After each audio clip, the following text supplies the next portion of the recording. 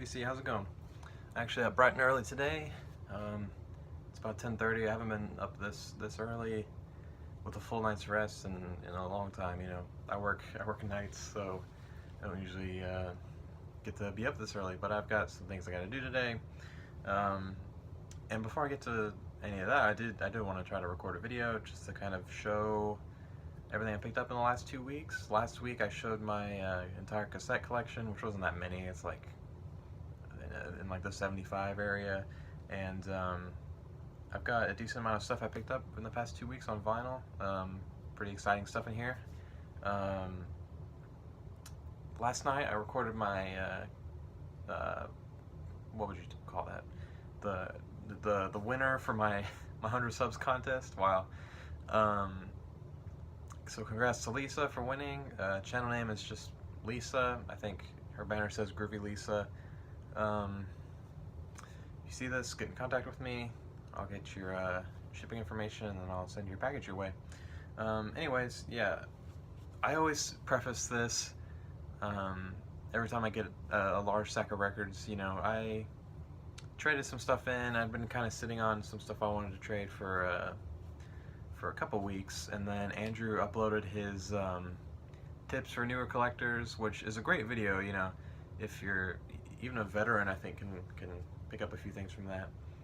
But like one of the tips was to kind of if you get some good trade material, you should bring that into one of your local stores, and you'll get a reputation for being a guy who brings in good trade, which I thought was an excellent tip, and I do that. But like I said, I had been sitting on some things for a couple weeks, and I was like, oh, I should go take these in. So I did that weekend. They were pretty happy to see that stuff, gave me a good deal, and I picked up a couple of things too. The two things I picked up here, first one, this pretty cool album. This is Pearls Before Swine. This album's called One Nation Underground. As you can see, I think there's a couple different cover variations of this. This is a stereo copy with this white border. Back looks like this, and it's on, what label is this? I think it's ESP. Pretty sure it's a US pressing. The music on here is like, I guess in broad terms you could just say it's folk psych. It definitely has some very strong psych elements, but with folk instrumentation and even a couple slightly more straightforward like folk songs on here. Cool use of like banjo. That's pretty rare in like a psychedelic album. And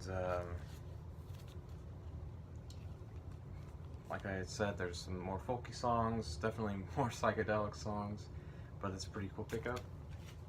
And the other thing I picked up was this album featuring Coleman Hawkins, Roy Eldridge, and Johnny Hodges. I have not heard any Johnny Hodges before, so that's kind of cool. This is a mono. It's on the original Verve label, you know, Black Verve label. Coleman Hawkins is a great sax player. Roy Eldridge, I think, also plays sax. They're both tenors, I think. Altos. Sorry, I'm messing on that. Roy Eldridge plays trumpet. See how much I know about jazz? Anyway, cool albums, really clean copy for really cheap. Plus the trade-in gave me a good deal, and I still walked away with some cash. So yeah. Also picked up this 45 from Half Price Books. This was like $2.99. This is Get Off My Cloud. Original picture sleeve. I'm London. The B-side is I'm Free. So you can see the label looks like that. Blue US London label. Both sides of the picture sleeve are the same. Really cool to find that. I've never seen any Stones picture sleeves before. Definitely not. Or I might have, but you know how pricey stuff like that can get sometimes. So it's cool to find a good deal on that. A classic Neil Young album here that I never owned before. Neil and Crazy Horse, Rust Never Sleeps. A lot of these tracks were on his Hitchhiker release from this year, which I also have not picked up yet, which I don't even know if I will, because I do like both versions on here a lot. those are actually some of my favorite tracks on here, like Ride My Llama, Pocahontas, Powderfinger is such a great song. Um, this follows the kind of method of concert he would do frequently, where he would, it would just start out with just him and acoustic guitar on stage, and then more and more of his band members would join him. The guys from Crazy Horse, like I think second guitar would come out, then bass, then drums, kind of song by song. I do actually kind of prefer the first side of this to the second side. The first side is a more acoustic, and then the second side is definitely way more electric. And then it's bookended by My Hey Hey Out of the Blue and Hey Hey My Into the Black, which are both kind of classic songs. Good way to bookend this album. But really, that song Powderfinger is probably my favorite on there. And I picked up this Booker T and the NG's album Green Onions. You all know this track Green Onions, even if you don't think you've heard it before.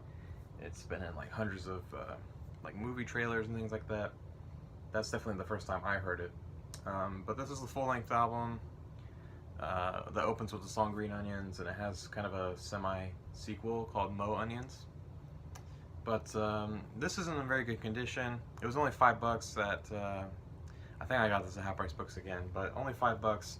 It's pretty beat. I mean, the record looks pretty bad. I mean, the cover doesn't look so bad. It's got a couple issues.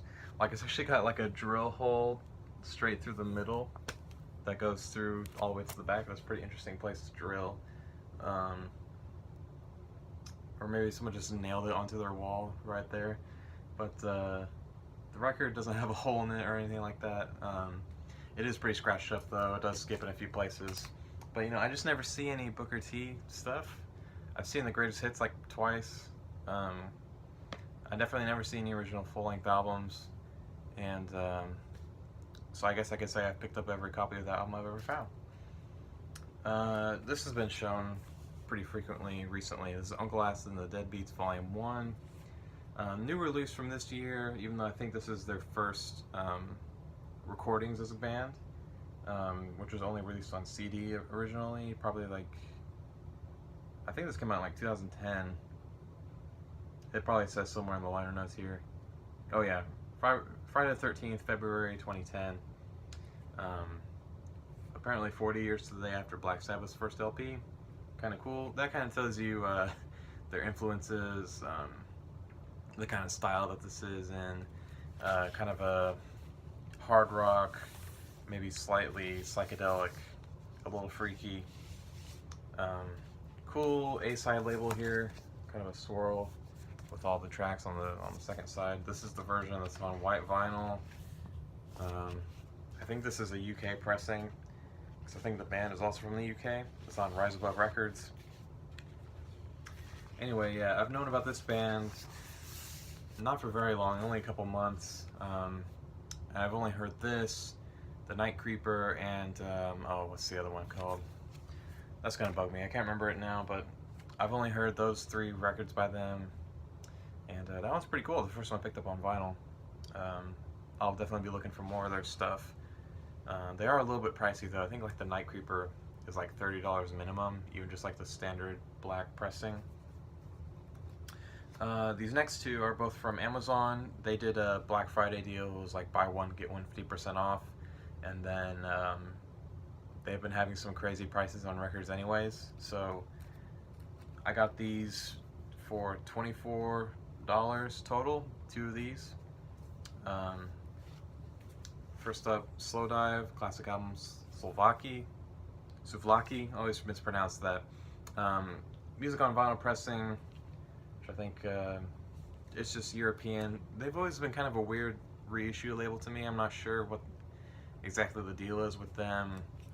I know some bands have gotten mad at them before for I know there's a whole thing like the Mars Volta was angry. They called these bootlegs, even though I think they might actually be run by Universal or Sony, and they must just own the rights to the Mars Volta's catalog and decided to repress them without telling the band. But anyway, about Slow Dive. Classic shoegaze, dream pop, whatever you want to call it, band.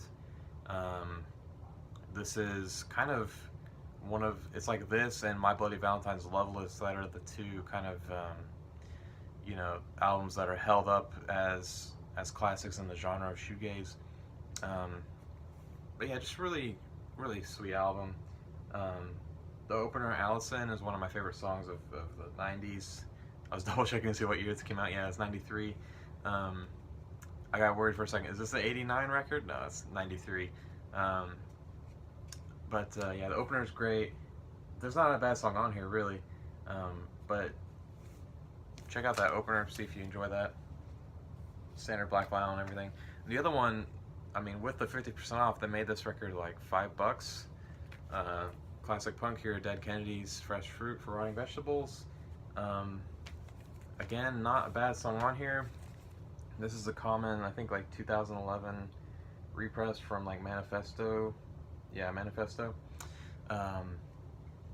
You all know the song Holiday in Cambodia. You all know California Uber Alice. That has one of my favorite bridge sections in any song. The whole bit about the Sway Denim Secret Police. They've come for your uncool niece. Just had to pick that up at that price. And then this is normally like a $25 album, double album here, but I picked it up for $14.99. This is Modest Mouse, The Lonesome Crowded West. Whenever you hear me say that I enjoy Modest Mouse, I'm usually talking about this album is my favorite of theirs. Their first one's really good. I think that one's called This Is a Long Drive for Someone with Nothing to Think About. And then their first couple projects, which I don't think they consider full lengths. All their 90s output is great up until really the early 2000s, with their album that everybody kind of knows, which I don't own on vinyl, but I have a CD right here. Here it is. Everybody knows this record. Good News, People Who Love Bad News. Everyone knows the song Float On.